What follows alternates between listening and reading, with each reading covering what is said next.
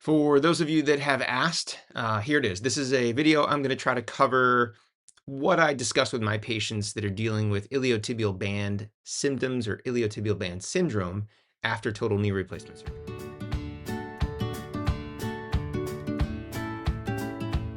Hello, welcome back. I'm Adam Rosen. In today's video, I am going to talk about the iliotibial band issues that some patients experience after total knee replacement. And kind of like in the hip, where we talk about hip bursitis or trochanteric bursitis, not all pain on the side of the hip is actually bursitis. There are other structures there.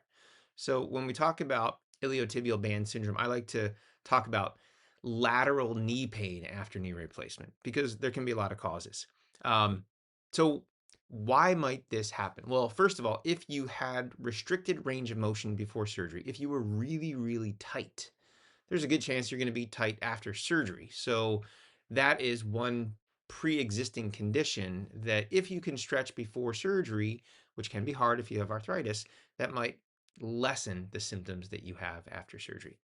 Now, the other classic patient that we tend to see this in, basically for simplicity's sake, there's three types of knee patients. There are bow-legged patients, we call them varus.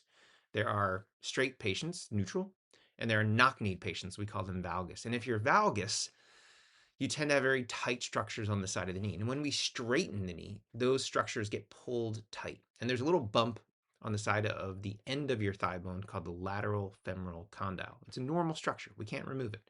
So if your IT band is tight and this little bump is right here, and then we do a surgery and you're basically banging up against that, every time you walk and bend, it's rubbing back and forth, and it can cause inflammation, bursitis, snapping, and popping, and pain.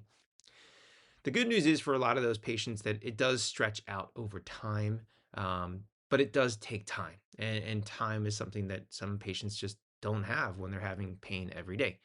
Now, I do see it with bow-legged knees. A lot of times people that are bow-legged would think, oh, well, shouldn't it be stretched? But a lot of bow-legged patients don't straighten. So they have what we call flexion contracture, and that band can still be tight.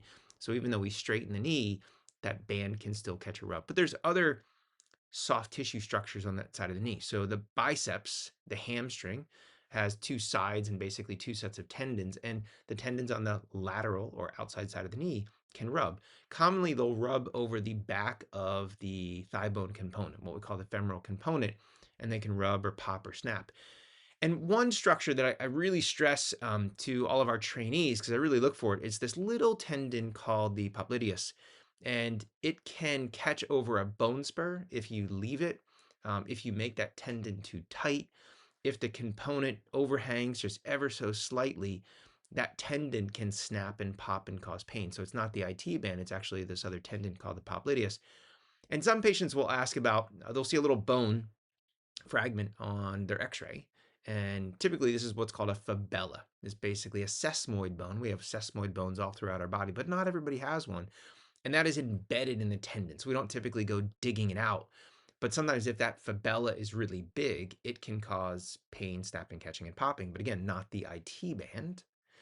And those are soft tissue or anatomic structures. Now, there's a couple issues that can happen from a technical aspect. So if the surgeon uses cement, and some cement extrudes between the implant and the bone when we compress it, it sticks out, and we don't get that cement out of there, and you have a little glob of cement, that cement can cause pain and irritation and snapping and catching and popping, and unfortunately it will not dissolve.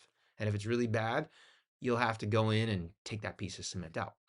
And the other issue that can happen from a technical error standpoint is an oversized component. So, if your thigh bone's this big, we don't want a component that's this big, because if it's overhanging, it's going to rub on structure. So the component usually is the size of the width of your femur or a little bit smaller. And if it's overhanging, it can cause soft tissue to catch, snap, and pop. And again, that won't go away. So if that's the case and that's the cause of your pain, the only way to fix that is a revision surgery to take off that part and put on a smaller part.